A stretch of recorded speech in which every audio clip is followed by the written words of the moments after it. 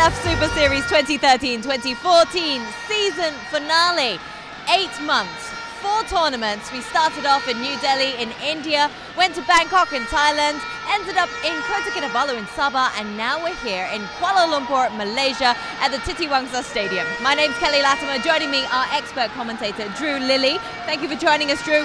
Now, Drew, we've seen some prime examples of sepak takraw being played over the past few days, and it really has come down to the wire in several instances, and the Vietnam women's team is probably one of the best examples of that, isn't it? That's right, Kelly. They found themselves in a very difficult group with Korea, who the only team ever to take a set off Thailand in the women's game, and also Myanmar, who we hadn't seen before. Vietnam ended up getting stuck. They won one game, lost one game. So did Korea, so did Myanmar. So it went down not just to a set, but to a points count back. And in the end, Vietnam couldn't quite make first place. They had to go through the second round, tried to make it into the semi-finals.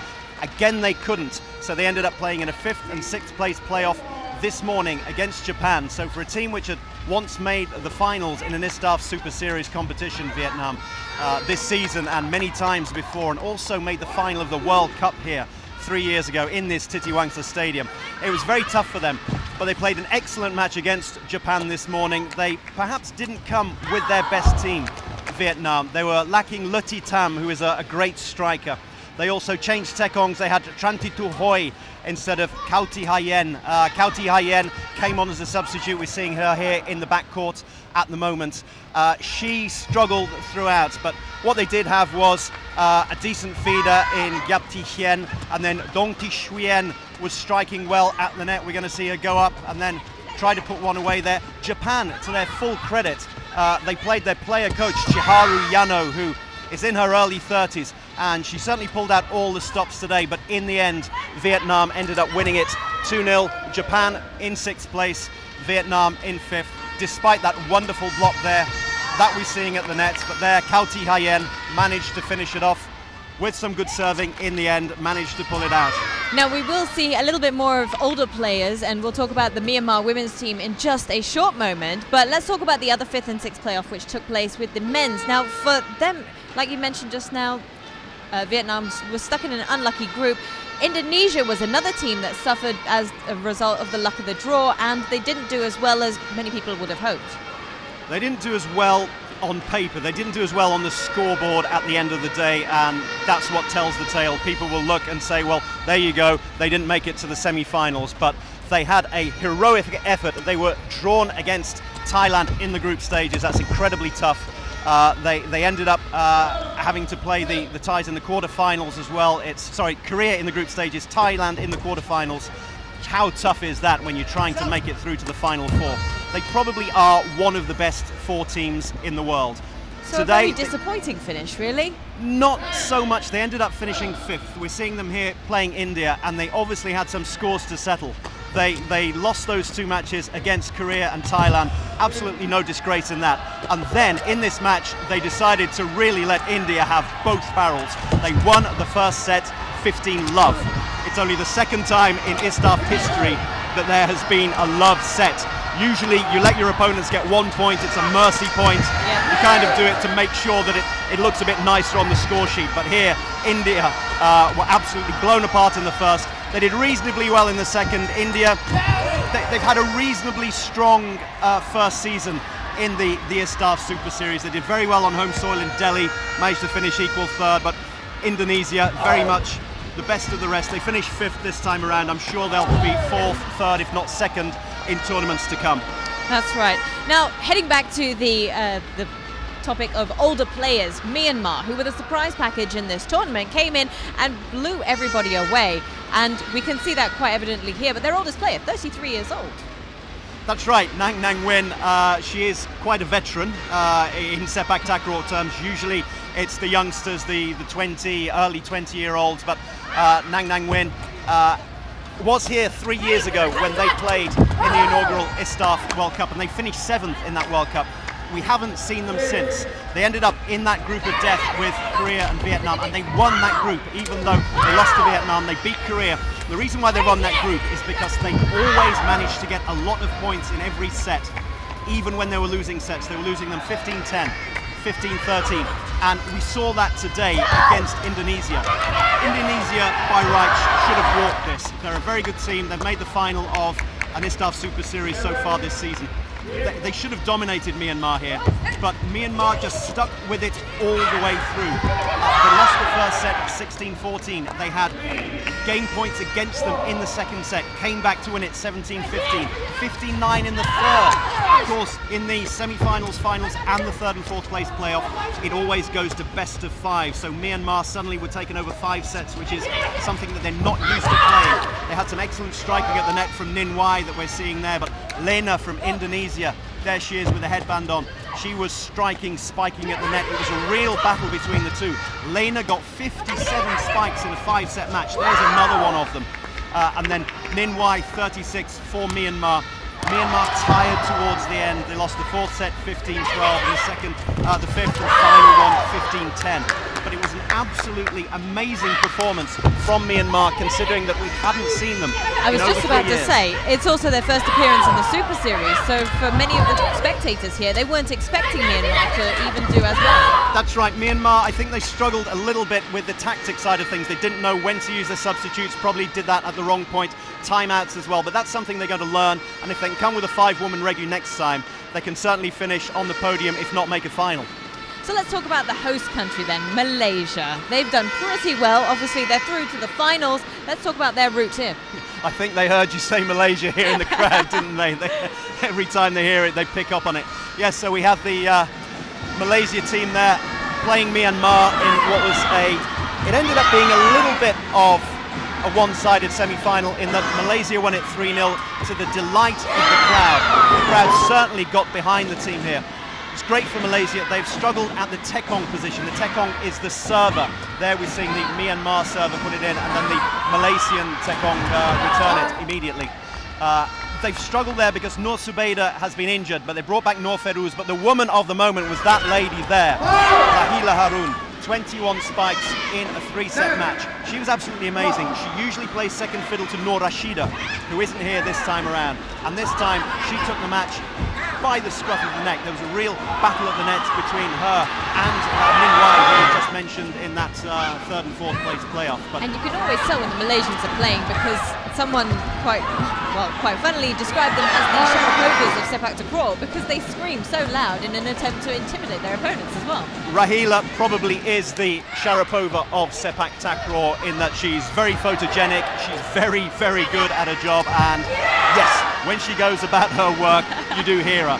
Not particularly when she's going up for a spike, but she encourages her teammates, left, right and centre. Whatever happens, she will, when the service comes over, when the tekong Nur Feruz takes it, she will squeal as if to say, yes, you've done it, and say, yes, I'm here.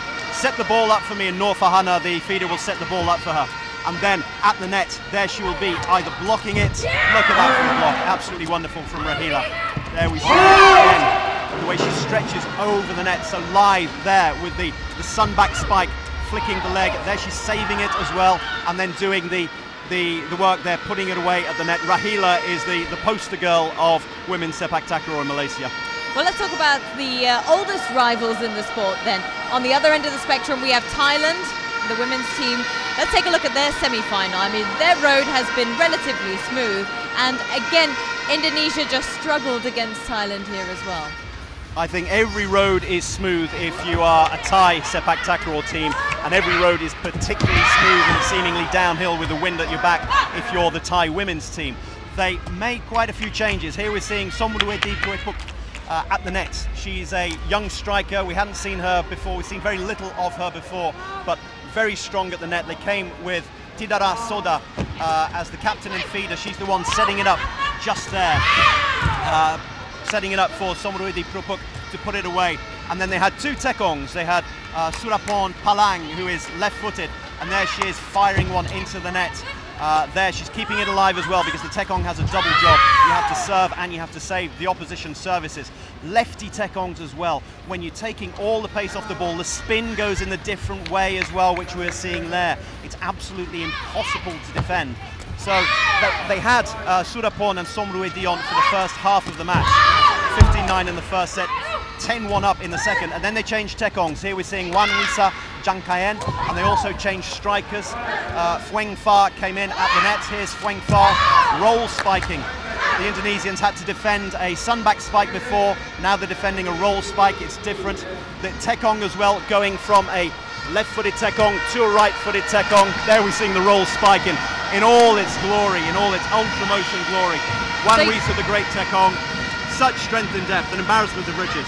And you definitely see a lot of athleticism, especially with the Thai team, that you don't normally see in women's matches. Usually you expect the faster-paced matches to come from the men.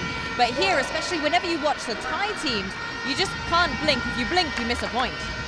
Exactly. The great thing about women's sepak takraw is that you get a lot more rallies and there's a lot more defence, and that's where someone like Wan Wisa Jang Kayen, who we're seeing, the number 9 there, keeping the ball alive, she's wonderful on defence, and that makes for better rallies that you often see in the women's game.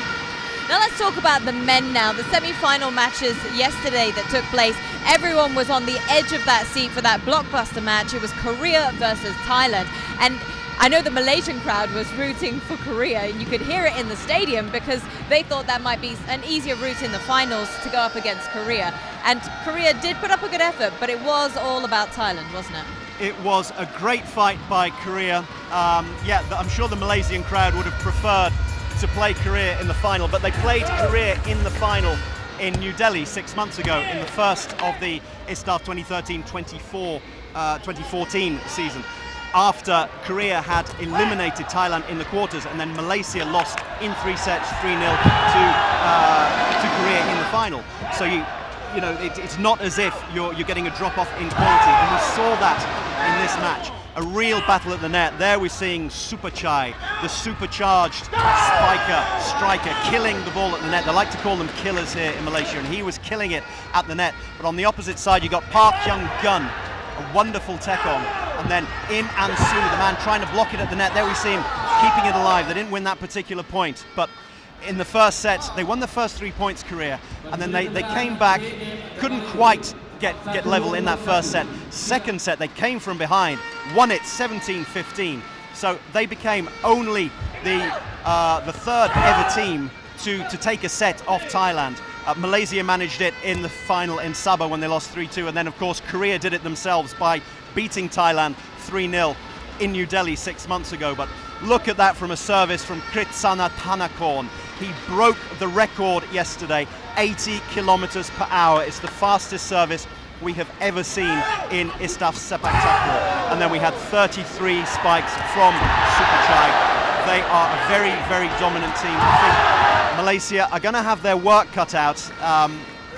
They've got such strength and depth. We've said it with the women, we've said it with the men. They've got Tripong and Sitipong on the bench, a couple of youngsters, a great striker and an excellent tekong as well. But in Superchai, they have the best player in the game at the moment. Well, I spoke to the team manager yesterday after the match, and he was saying that, yes, they had enjoyed their game and they thought that they would win, but also that he'd fielded their C team. I think that is a bit of gamesmanship. It's a bit of arrogance as well. You can afford to be arrogant. It's justifiably arrogant when you're the coach of the Thai team and you've got such strength and depth. But if that's a C team, okay, there's no Pornchai, but there is Superchai. There's no Kriang Krai serving, but you've got Thanakorn, who's just broken the record, 80 kilometers per hour. You've not got Patrapong Yupadi as the feeder, but you've got Somporn, who is the man who 5 years ago was alongside Swepsak Pansweb when Thailand was sweeping all before them and making sepak takraw a household sport in Thailand. So saying that that's the C team, I think there's an A, an A1 and an A11. So Malaysia have their work cut out for them. Let's take a look at their route to the finals. They went up against Brunei in the semi-finals yesterday, and I think a lot of people expected that they would make it through.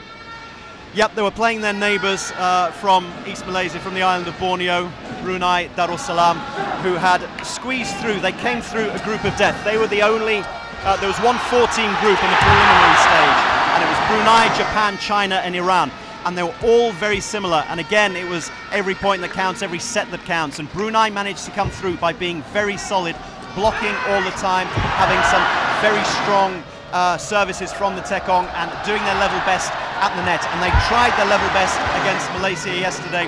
The scoreline is probably fair though. In the end it was 15-8, 15-8, 15-8. The Malaysians never really got into the match. They'd always got enough to keep clear of Brunei. Brunei started out, it was a little bit of a change, Shukri Jaina rather than Ismail Ang, and the real surprise was that man there, Shahir Rosdi. He's a young 17-year-old from Penang. He's a really tall Tekong. He's 1 meter 89. He's only 17 years old, so when he finishes growing, the guy's going to be 195, maybe 2 meters tall. Jamaluddin, the coach, says he's very good in an attacking sense. He's also got Izurin Refin, who's a little bit older, 22, 23. He's a lefty as well. That gives something else for the opposition to think about. And he's also better on defense. Izurin Refin, he is not quite as sharp when he's actually serving. He's still very good. He's not quite as sharp as Shahir Rosdi, but it's going to be a difficult call for coach Jamaluddin. Does he go for the real strength from the services, or does he go for defense against Thailand? I think I would probably go for defense, particularly when you're going up against Kritsana Tanakorn, who can serve at 80 kilometers per hour. You need that little bit of extra defense and extra experience. Well, I think they've definitely got their work cut out for them. Let's take a look at what the coaches had to say after yesterday's matches. I'm really glad because players played well today and qualified for the final tomorrow against Thailand. And hopefully tomorrow they will play better than today's game, and hopefully they won't make any mistakes tomorrow. But I think Thailand have a very good service, and hopefully we can break their service and we control the game and less mistake. สิ่งแรกที่คิดก็คือในแมตช์ต่อไปก็คงจะเจอทีมที่ยิ่งใหญ่ของเอเชียทีมหนึ่งก็คือน่าจะเป็นมาเลเซียก็เป็นความหนักใจของทีมชาติไทยเหมือนกัน The first thing that goes to his mind is that the next round is he's going to play against Malaysia, which will cause stress, and he will feel that this is tough for him. Well, I definitely think we're in for an exciting final here today, and the crowds are going to be packed because obviously Malaysia through to the men's and women's finals. It's going to be nuts, isn't it? It is. It's nuts already. You can hear them. They'd probably have preferred to have slightly weaker, in inverted commas, opposition for the final. But if you're going to win it, if you're going to win these wonderful trophies that we've got here, the ISTAF trophies, then you've got to do it by knocking off the top dogs. And the top dogs in the men's and the women's game, that's Thailand. All right, so let's just talk about the Super Series as a whole. Now that we're winding down the season, how have you thought of the competition so far? It's been wonderful in that it's been so balanced. In the women's game, we've had 4 different finalists alongside Thailand. Thailand have won the first 3, but we've had Vietnam, Korea, Indonesia, and this time around we've got Malaysia who've made the final.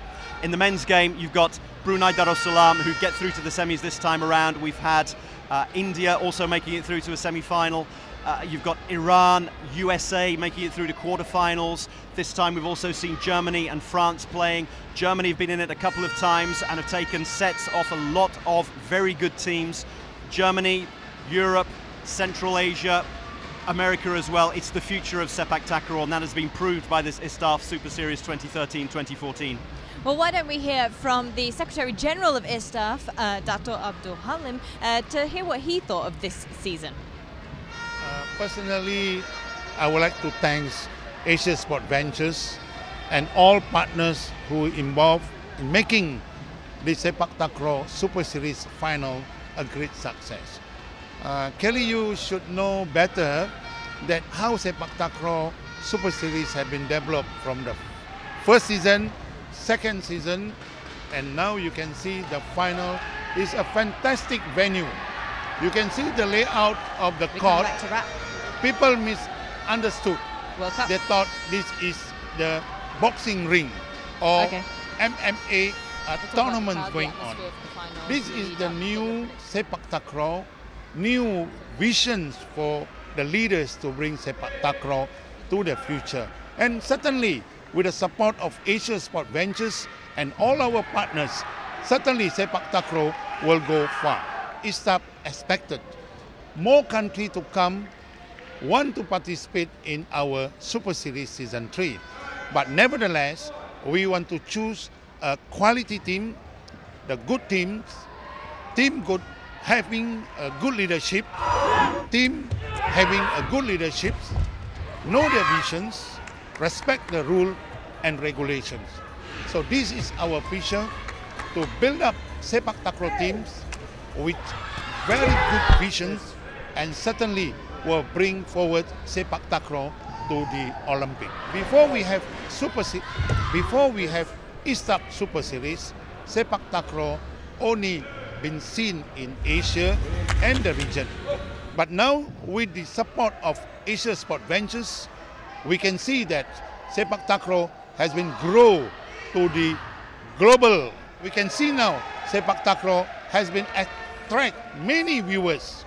To date, we have potential viewers of 1.4 billion, and I do hope that this number will go up, and Asia Sport Ventures and ISTAF will produce the best sepak takraw tournament in the world. Well, it seems like we've definitely got a very interesting Super Series season coming up next year. Of course, we've got the World Cup to look forward to first, don't we? That's right, the World Cup is going to be held at the end of May and the very start of June in Bangkok, in a very large stadium there. It's going to be one of the other two homes. We've got Malaysia, obviously, and then Bangkok as the homes of sepak takraw, the heartlands, and there'll be wonderful crowds in Bangkok to cheer on the Thais, no doubt. And there are also wonderful crowds here as well for the finals. I can't believe how many people have packed themselves into this stadium here at Titiwangsa to watch the finals, the men's and the women's, going up against the Goliaths, and obviously their age-old rivals, Thailand, as well. Just quickly, Drew, who do you think is going to win this? My heart says Malaysia 3-2 in the men's and the women's. My head says it can only be Thailand, most probably in straight sets. But before we do that, we do have the Korea versus Brunei third, fourth placing match. What are your predictions for that? Korea against Thailand in the semis, that was a final in everything but name. So I think Korea are going to have far too much for Brunei. Brunei have had their day in the sun, they've made it through to the semi-finals. I think Korea will have far too much for them and will win 3-0. So it's going to be an exciting couple of hours for us, isn't it? Certainly will, certainly will. Well, thank you very much for joining us here, Drew. We're going to leave you to go into the commentary box. We're going to go for a short break, but when we return, we're going to be kicking off our live belt of the ISTAF SuperSeries 2013-2014 season grand finals with that third place match between Korea and Brunei. But make sure you stay tuned for that Goliath of a match. We're going to have the women's and the men's finals. It's Malaysia versus Thailand all over. We'll see you there.